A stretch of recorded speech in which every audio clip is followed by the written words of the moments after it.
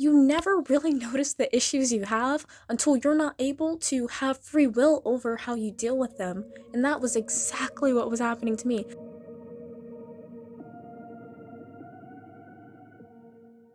So today I'm going to be doing a part 2 of the risk of neuroticism and psychosis in overstimulating environments. I was asked if I could delve a little more into my experiences, so I will be doing that and go into more detail with the things I wasn't able to because I was just trying to get like the general message out there. Starting with the beginning of being affected by overstimulating environments in the first place. So for me, the beginning of that was coming back to school in junior year after quarantine. Over quarantine, I became spiritual and my mindset has changed a lot. And I guess being alone for so long, I delved into spirituality and personal development. That's also when I started getting intuitive insights. So I guess just being alone, learning about myself, really taking time to like come into like who I truly am, which was okay. It was great. Quarantine was great for me, being able to stay at home. It didn't feel unnatural to me at all. That created like the shift for me, the whole shift for me. And I guess my environment, being in school basically all day kind of made life too busy for me, because when you come home, you have like I had like 2 hours to myself before it was time for me to go to sleep for the next day, and I got up so early. I guess being alone really allowed me to come into who I truly was. Freshman year, I was quite lively, much more extroverted, and all of this, and then I kind of did a bit of a switch in that extroverted nature. I became like a full-on introvert, and I am social. Like, I'm a social introvert, but I do prefer to be by myself. And I couldn't like be friends with someone who is like constantly outgoing, because it would just like drain me. Anyway, I came back to school. I was already dreading it. I didn't want to. I didn't realize how much I felt at peace. I realized how much I did not like being in that environment. I really had all the time in the world to reflect on what I was going through in school as I just like sat in my room and at home.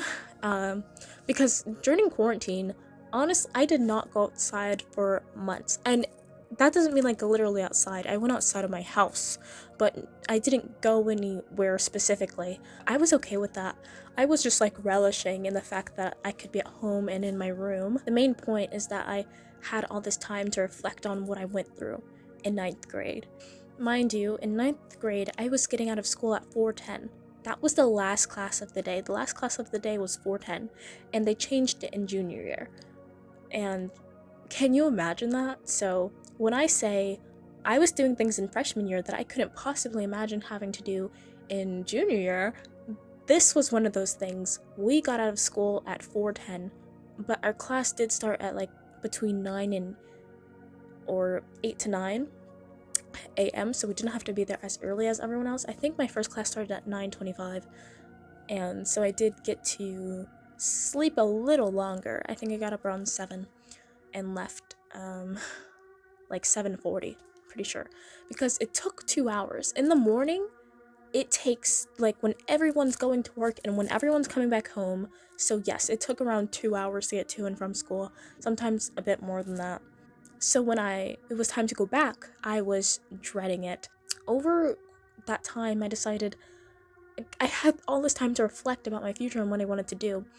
And I went to high school. I went to my school for its law program, and so I decided I didn't want to be a criminal lawyer anymore. I was going to do bigger and better things. Why not target the root cause, the source of what I'm trying to fix in the world? And I can get into that in the future. Yeah, so I wasn't planning on going to college. When I got back to school, it progressively got worse. I was in this crowded environment. It was COVID, so everyone was wearing masks. I was a bit more germophobic, and I became much more aware of things, and everything that I was relishing and noticing when I was like at home, I was like relishing in the peaceful, the fact that I didn't have to go through this, because everything I've realized I'm going through now because I have to be back in school. So I became so much more hyper aware. By the way, I was always very aware. I was always hyper aware. but it started affecting me negatively. And I always thought things like being overly like curious or paying attention to things that people don't normally pay attention to, being hyper aware, it seemed quite normal for me. I would definitely look up things about me, but I never really realized that it was different, you know? And I definitely realized how different it was through the reactions and my own reactions that I was experiencing throughout school. I became much more intolerant of people, and now I do know that generally I'm not that tolerant of certain things, so I put on a mask of tolerance, and I learned that about myself recently when I was asked, what type of mask do I wear? And I'm like, oh my goodness. I am generally not very, I'm, like I said, and this has never really switched off for me, and I don't think it ever will now that I'm at this point, but I always notice, like, the errors and flaws in people and what they're, like, doing wrong, and kind of, I'm like, but I can't do that in, like, public and places where people see you. Also, mind you, I'm also aware of the fact that other people can be looking at me, or just how my slight facial features can be off-putting to someone. So I put on like a crazy mask of intolerance, and I'm just like, and during school in junior year, I was feeling like my energy would come off to people, and I thought I was a reverse empath, and I'm pretty sure that makes sense because I am very understanding of others, but feeling their emotions, I haven't been that way since elementary school, like crying because someone else is crying. I haven't been like that since elementary school, so I thought it was a reverse empath. All these feelings I was feeling towards others, I would kind of get reciprocated. So if I didn't like someone because they were very like annoying, or like that super overly extrovert personality that I can't really be around, I noticed I didn't like that, and I found it quite annoying. And I feel like they'd kind of distance themselves from me as if I didn't like them. The way they'd act towards me is as if I said to their face that I did not like them. And I figured, oh my god, I must be giving off this type of energy that makes people feel this way. And that's why they're doing that, because I don't, I'm not comfortable around this person, so they distance themselves away from me. And obviously, like, I'm 100% okay with that. But at the same time, it's like, did I, what did I do for you to react that way? It's not like I said you're annoying. And the only thing I could think of is that maybe I wasn't as subtle as I thought I was, or maybe I just looked annoyed. Sometimes even an average person can notice the energy in someone. And so yeah, I was very intolerant. So it was so strong that your average person could feel that off of me, and then they'd react accordingly as if I was saying it to them. But that was definitely something. I didn't like being touched. I was a little more snappy. I was much more distant and withdrawn. I was just very intolerant of people, and I did not want to listen to teachers. The way they taught me, I disagreed with just about everything. I'm like, you have nothing to teach me, because this is wrong. Why would we do it this way? This is not going to get anyone anywhere. And so I was even more unwilling to do college. But at that point, what I wanted to do in life didn't require college. And I have this thing where I can see, like, where a path would lead me in the future. And I could see nothing but kind of struggle in my college years. It wasn't required, so why would I go this path of struggle? And I did want to do real estate at one point, just to raise money to do my big goal, my project initiative. And there were so many questions I had with that, like, what if this, what if that, and they were so reasonable. So I know that's what would have been my problem. If I have a constant worry about something that's reasonable, then that's most likely what's gonna happen. And so eventually I did switch that path, and at that very same time I found an alternative way to make really, really great money, which I'm not currently pursuing for so many reasons. Not really so many reasons, but for reasons. I became much more, I would definitely say, depressed, like dragging myself out of bed, just dreading each day as I woke up. Oh my goodness. having to go through that terrible, crowded bus travel. Mind you, I'm germophobic, hyper aware, paying attention to things I don't want to do. I'm always a person that's like in my mind, always thinking, and during that time, it just started to turn on me in the worst way possible. I was never a present-oriented person, never. Always future-oriented, always in the future, always thinking. When I'm not thinking about the future, I'm just thinking. And so when I have nowhere else to turn to, because I'm not a person that's very mindful, I'm just thinking about things I don't want to think about. And that was like very detrimental to me. And I did say this in the first part, but I had a friend that I took the bus with, and they literally saved my life. Oh my god, they saved everything. But I looked it up, and I figured it was like seasonal depression, but I also looked up and found psychosis. It was definitely 100% psychosis. And during that time, I found out that everything I was experiencing was sensory overload.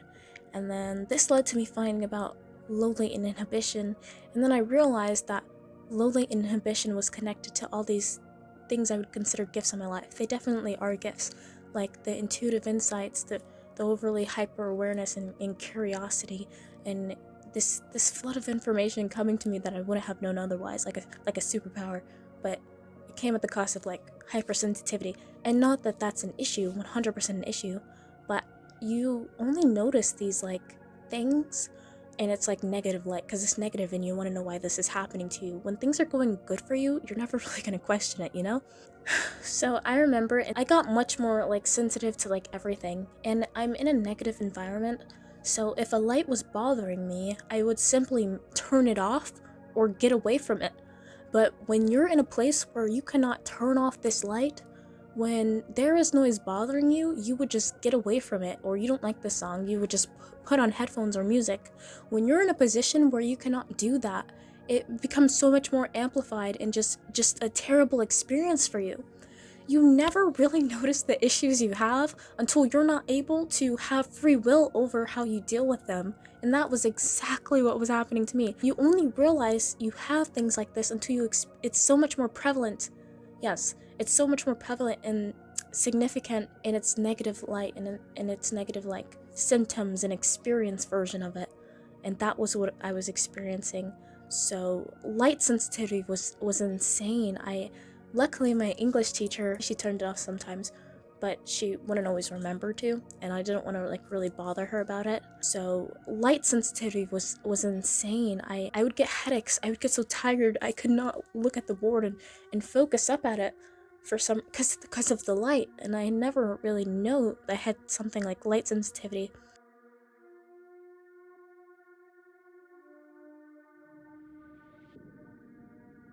When I would want to record things in the past, because I started streaming when I was 14. I loved that time, and it was over quarantine. I couldn't keep a light on me for so long. A light's on me now, but it's okay. Um, but the thing was, it was because I was playing games. I was on a computer and a light was blaring at me. It would cause crazy, like, headaches.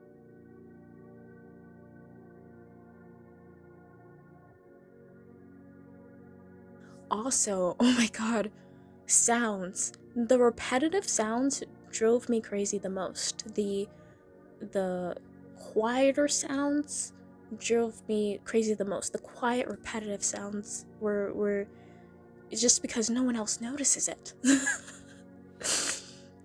And for some reason, I always noticed it in my English class, but that's because we were always doing work that was different from all my other classes. It was always quiet because we had to sit there and write. That's why it was always so quiet in my English class when we were not talking and things.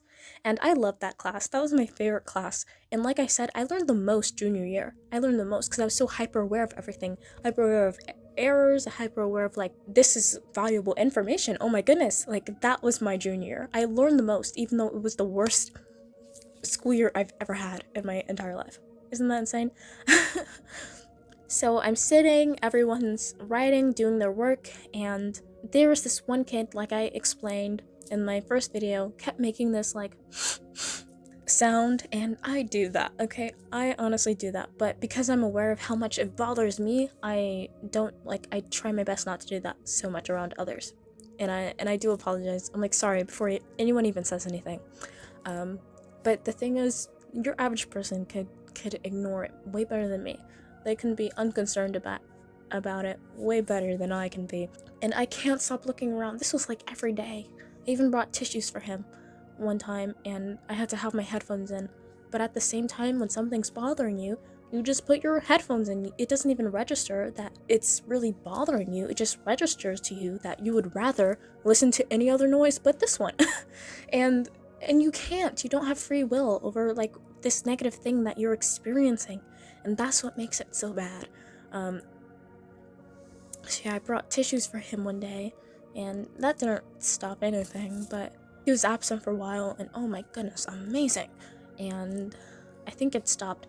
Maybe, I don't even know how long it was going on, but as I looked around, no one else is bothered by this, and I'm going insane, and this was like every day. And also, I had to hide my headphones because obviously, like, I couldn't have them in there. Even with my first ever, like, summer job, I couldn't have headphones in, but she's way too overwhelming. She was way too overwhelming for me, and I was contemplating quitting on the first day even, but because I was with other kids, I just stayed. Anyway, yeah, people thought there was music playing, but there was never music playing. I guess I could have had earbuds, but I couldn't afford earbuds, so no. And there were so many things I also wanted to do, and I was like, I want to move, I want to be able to live and experience comfort and freedom, not take the bus, and I could afford an Uber. I just wanted to make money, but in a way where it would make me happy, because it would have gotten worse. Everything would have gotten worse had I been working a job I don't want to work. Like, there's just no point in that. I couldn't deal with it like other people could. And so yeah, that was why I wanted to make money. If I ever want to make money, it's just to live a life of comfort. That's why everyone wants money. You don't want money for the sake of having money. You want money for the things it could buy. And I wanted to buy myself comfort during that time, and I couldn't. That just added to the stress of so many things. So yeah, I was hyper aware of the flaws in everyone and everything. I'm going to talk about how this applies to my peers. I would have rather had been alone, because what everyone wanted to talk about was not what I wanted to talk about. It wasn't what I was interested in. This is not coming from arrogance or anything, but people were talking on this level, and I felt like I was here with my thinking, So, and I noticed that, and I would look around at it and just be kind of like, disappointed. But it's okay, because I realized that, it's not normal to know what you want to do in life. It's not normal to want to talk about life and all this other stuff. And this was more 12th, this was 11th grade, how I realized this and everything. But in 12th grade, I met someone who was kind of an intellectual. However, they took things way too seriously. And I was like, almost. But we also had similar interests. He was the one person that I loved talking to. It was so great talking to him. And in my phone, he was called his name, the intellectual, because he was just such a smart person. He liked talking about ideas and plans and stuff. And we also liked anime, and he'd sit there naming a bunch of animes, like, did you watch this? However, he took things way too seriously. And there was a time we were gonna hang out, but he was unreliable. I was more than punctual. I was early, and and he did not really he liked meeting in real life rather than like texting or anything. And I didn't like traveling. The only way to get anywhere was to take public transportation. And I really delve into that more in my first video, but that's why I couldn't really meet his needs in that, so. But it was really great talking to him. Almost there. He wasn't like quite perfect. He took things a bit too seriously. Yeah. and because he took things too seriously, he didn't entirely understand me. But you can have a great conversation with him. So yeah. And there was literally no one no one to do that with in school. So I think that was a little bit more detailed. As for crowded buses, there was nothing I could do about it in the morning, but at school, I would rush out of school before, because we have like a 5-minute bell and then the ending bell. I would make sure to leave as early as possible, as early as I could, so that I can take the bus that passes by our school in the direction I needed to go before everyone started coming out because the bell rung. So that was me, and oh gosh, it was bliss, it was peaceful when I can get on that empty bus, because that ride was like 40 minutes long. So, but yeah, the absolute time I found about this stuff, like the crazy depression, the neuroticism, the psychosis, was around December 2021 to February 2022.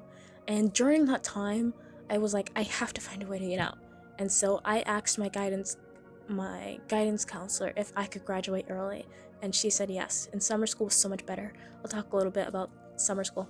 So I had to go to summer school if I wanted to graduate early, to take the classes I would be missing in my second half of senior year. So I did that. It was so much better. I was with a friend. She was really nice company, much better company than I was grateful for during the school year. But I would have been just as fine alone, but it was fun because summer school was a fun environment, so you want to have fun with others. I was much more like lively and just alive. The school was air conditioned. I only had 2 classes. They were an hour and 30 minutes long. I had amazing teachers. I was around other scholarly kids, and there were no interruptions, and the buses were much emptier because it's summer and there's no school in summer. So these are all the reasons why summer school is so much better for me. So I absolutely loved it.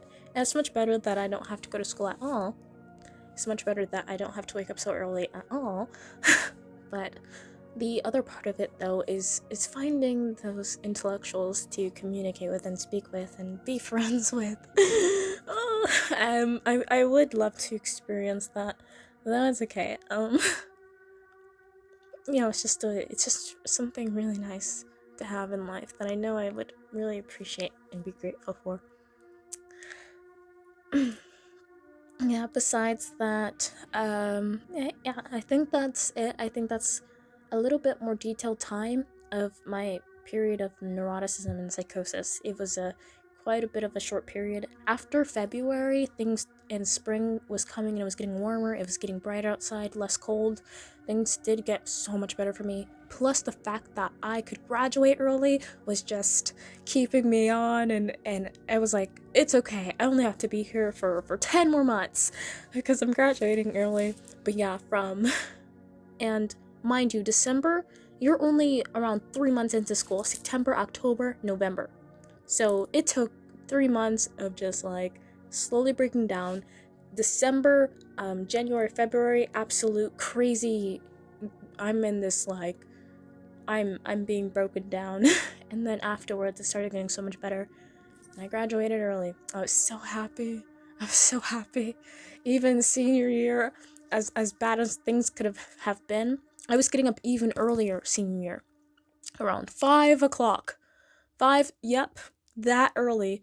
But I was graduating early. It's only for this long. So yeah, I did go to my graduation last June. So yeah, I only graduated around how many months ago June 2023 was. That's when I graduated. Well, that's when I went to my graduation. I graduated January 2023. I got my diploma January 2023, and I went to my graduation June 2023. So it hasn't even been a year since I left high school, guys. But yeah, I hope that was more detailed for you. Like, comment, subscribe, and I'll see you guys in my next video. Bye!